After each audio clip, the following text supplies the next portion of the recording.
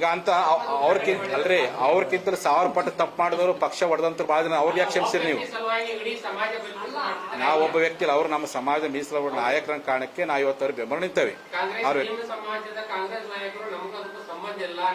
ಅಲ್ಲ ಅಲ್ರಿ ನಮಗೆ ನೋಡ್ರಿ ನಮ್ಮ ಹೋರಾಟಕ್ಕೆ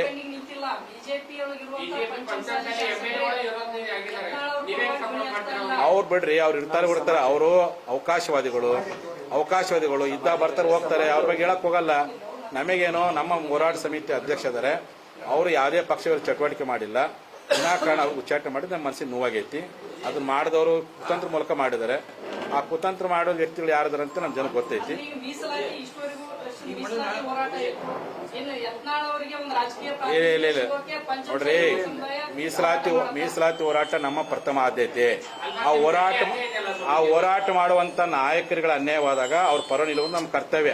ಅದು ಯಾರೇ ಆಗಿರ್ಲಿ, ಅದು ಬಸಮ್ಮ ಪಾಟೀಲ್ ಯತ್ನಾಳ್ ಆಗಿರ್ಲಿ, ನಾಳೆ ಅರವಿಂದ್ ಬೆಲ್ಲದಾಗಿರ್ಲಿ, ಹಿರಣ್ಕಾಡೆ ಆಗಿರ್ಲಿ, ಸಿಸಿಪಿ ಯಾರೇ ಆಗಿರ್ಲಿ, ನಮ್ಮ ಪರವಾಗಿ ಪ್ರಾಮಾಣಿಕವಾಗಿ ಪಕ್ಷದ ಅಂಗನ ತೋರು ಹೋರಾಟ ಮಾಡುವಂತ ವ್ಯಕ್ತಿಗಳು ಯಾರೇ ಇರಲಿ, ಅವ್ರಿಗೆ ಅನ್ಯಾಯವಾದಾಗ ಅವ್ರ ಪರವಾಗಿ ಮೊದಲೇ ನಿಂತ್ಕೊಂಡ್ ಬಂದು ಈಗ ನಿಂತ್ಕೊಂಡು ಬಂದಿದೆ. ನೋಡ್ರಿ, ಮಿನಿಸ್ಟ್ರಿಗೆ ಅಥವಾ ಪೋಸ್ಟಿಗೆ ನಮ್ಗೆ ಸಂಬಂಧ ಇಲ್ಲ. ಅವ್ರ ರಾಜಕೀಯ ಅಲ್ರಿ, ಅವ್ರ ಮಿನಿಸ್ಟ್ರಿ ತಗ್ತಾಗೂ ಮಾತಾಡೇವಿ, ಎಲ್ಲರ ಪರ ಮಾತಾಡಿ ಹೋರಾಟ ಇದು ನೋಡ್ರಿ, ಅದು ರಾಜಕೀಯ ಸ್ಥಾನಮಾನ, ಇದು ರಾಜಕೀಯ ಅನ್ಯಾಯ, ಇದು ಪರ ಮಾತಾಡ್ಕತ್ತೆ. ಅದೇ ಅವ್ರಿಗೆ ಅಂತ ಅನ್ಯಾಯ ಅವ್ರ ಪರಗ ಮಾತಾಡ್ತೇವೆ, ಅವ್ರಿಗೆ ಅನ್ಯಾಯ ಆದಾಗ ಅವ್ರ ಪರಗ ಮಾತಾಡ್ತೇವೆ. ಅವ್ರಿಗೆ ಅನ್ಯಾಯ ಆಗ್ಲಿ, ಸ್ಥಾನಮಾನಗಳ ಬಗ್ಗೆ ನಾ ಇಲ್ಲಿ ಹೋರಾಟ ಮಾಡಕ್ ಹೋಗಿಲ್ಲ. ಸ್ಥಾನ ಬಗ್ಗೆ ಸರ್ಕಾರಕ್ಕೆ ಆ ಪಕ್ಷ ವರಿಷ್ಠರಿಗೆ ಆಗ್ರಹ ಮಾಡ್ತೀವಿ. ಇದು ಏನಪ್ಪಾ ಅಂದ್ರೆ ವಿನಾಕಾರಣ ಉಚ್ಚಾಟನೆ ಮಾಡತಕ್ಕಂಥ ಕ್ರಮ ನಮ್ಮ ಜನಕ್ಕೆ ನೋವಾಗಿದೆ, ನಾವು ಖಂಡಿಸ್ಬೇಕು.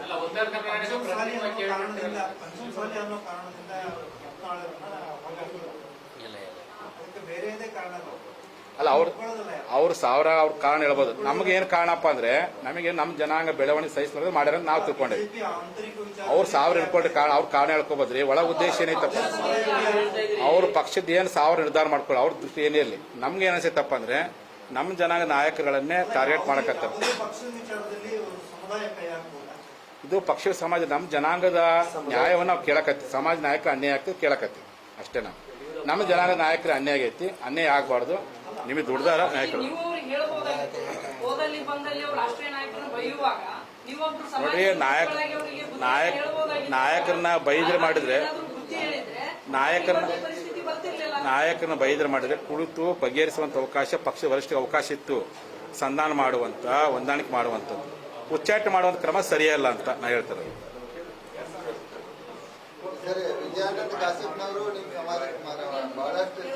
ಹೌದು ಪಾಪ, ಮಿನಿಸ್ಟರ್ ಹೇಳ ಪಾಪ, ಅವರು ಪಾಪ ಮಿನಿಸ್ಟರ್ ಯಾರು ಆಗ್ತಾರೆ, ಮಿನಿಸ್ಟರ್ ಆಗ ನಮ್ಮ ಸಮಾಜ ಯಾರು ಮಿನಿಸ್ಟರ್ ಗ್ರಾಮ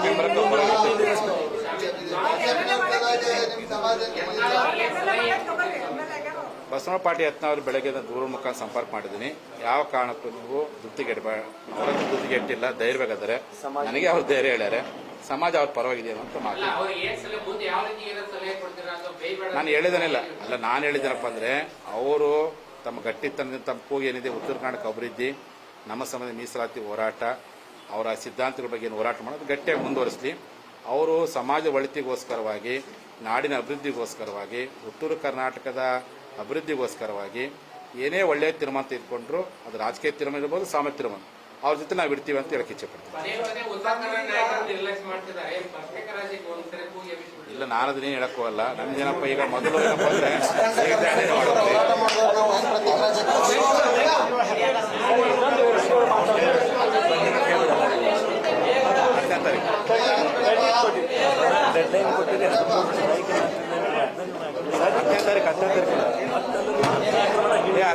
ಹತ್ತನೇ ತಾರೀಕು ನೋಡು. ಈಗ 10ನೇ ತಾರೀಕು